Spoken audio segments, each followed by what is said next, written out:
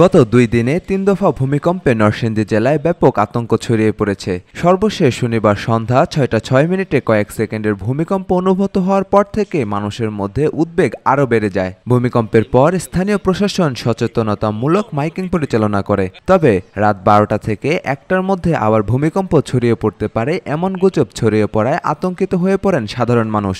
অনেকেই ঘরবাড়ি ছেড়ে রাস্তায়, খেলার মাঠে ও নিরাপদ মনে করা খোলা জায়গায় আশ্রয় নেন। নরসিংদী শহর ও আশেপাশের বিভিন্ন এলাকায় মানুষকে দলে দলে বের হয়ে থাকতে দেখা যায়। কেউ কলেজ মাঠে অবস্থান নিয়েছে, আবার কেউ নিজ ভবনের নিচতলায় নেমে এসেছে। তরুণ তরুণীদের অনেকেই কলেজ মাঠে সময় কাটাতেও খেলাধুলা করতে দেখা যায়। আশেপাশে যারা আছে বিল্ডিং এ সবাই বলতেছে মাইকিং করতেছে, মাইকিং করার পরে সবাই বলতেছে 10টা থেকে 12টার ভিতরে এই ভূমিকম্প হওয়ার সম্ভাবনা আছে, ঝুঁকি আছে।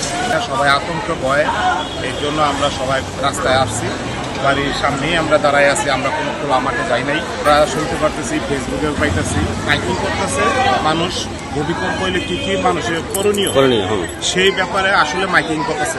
এ অবস্থায় চারিদিকে ভয় আতঙ্ক ছড়িয়ে পড়লে পরিস্থিতি সরেজমিনে দেখতে নরসিংদী 1 আসনের বিএনপির মনোনয়ন প্রার্থী ও দলটির যুগ্ম মহাসচিব খায়রুল কবির খোকন রাতে কলেজ মাঠে ছুটে যান। তিনি উপস্থিত মানুষদের আতঙ্কিত না হয়ে সচেতন থাকার আহ্বান জানান। নরসিংদীতে ভূমিকম্প বিষয়ক গুজব ও আতঙ্ক জনমনে বিরূপ পরিস্থিতি সৃষ্টি করেছে। প্রশাসন ও জনপ্রতিনিধিরা সবাইকে যাচাই বাছাই করে তথ্য গ্রহণ এবং অযথা গুজবে কান না দেওয়ার পরামর্শ দিয়েছেন।